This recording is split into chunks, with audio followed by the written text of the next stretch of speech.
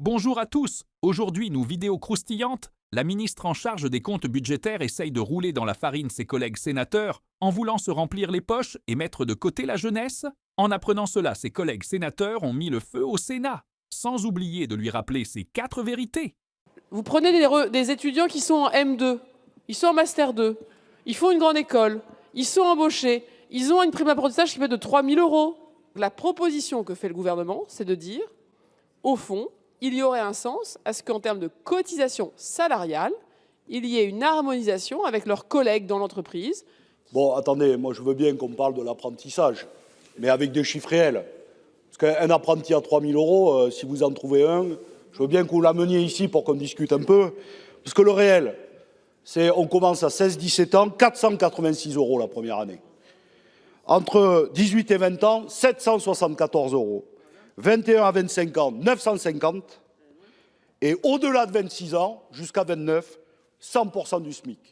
Et après, ça peut, dans des cas exceptionnels, si la branche est au-dessus du SMIC, aller jusqu'au niveau minimal de la branche. Et comme il y a 80% des branches qui sont en dessous du SMIC, moi je veux bien que vous m'ameniez ici l'apprenti à 3 000 €. Deuxième question, Madame la Ministre. Vous avez dit quelque chose qui devrait toutes et tous nous interpeller.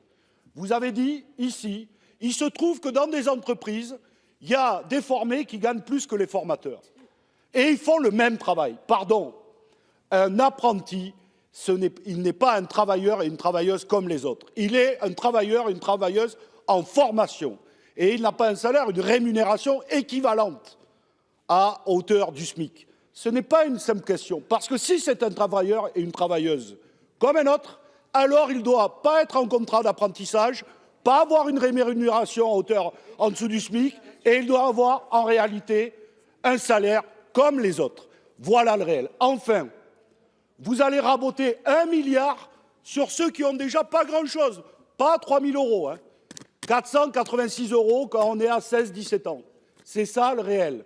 Et vous voulez récupérer 1 milliard, mais les 80 milliards d'exonération, ça jamais. Moi, je vous propose d'en raboter. Les 20 milliards au-dessus de 1,6 SMIC, dont tous les économistes de gauche et de droite disent qu'il y a peu ou pas d'effet sur l'emploi, ben prenons. Là, il y a un coup de rabot à faire, mais pas sur, évidemment, notre jeunesse. Merci. Cet article, en fait, il est assez typique de la façon dont le budget, PLFSS et PLF, a été construit. Construit à la va-vite, avec des arbitrages pris on ne sait pas vraiment où. Et on voit bien que la technique du rabot, finalement, ça aboutit à quelques absurdités ou à quelques aberrations.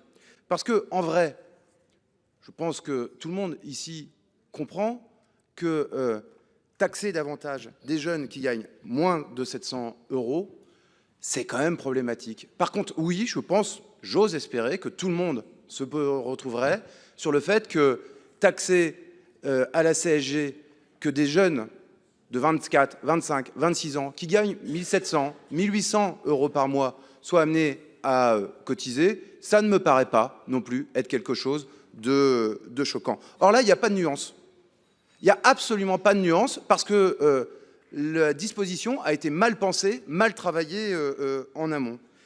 Ce qui est important, c'est que sur des décisions comme celle-là, on soit capable de travailler pour qu'il y ait de la progressivité. Or là, il n'y a pas de nuance, il n'y a pas de progressivité. Et du coup, ça crée du bazar. Tout à l'heure, on nous expliquait, en particulier mon collègue Hainaut, qu'on était là pour faire des économies et pas chercher des recettes.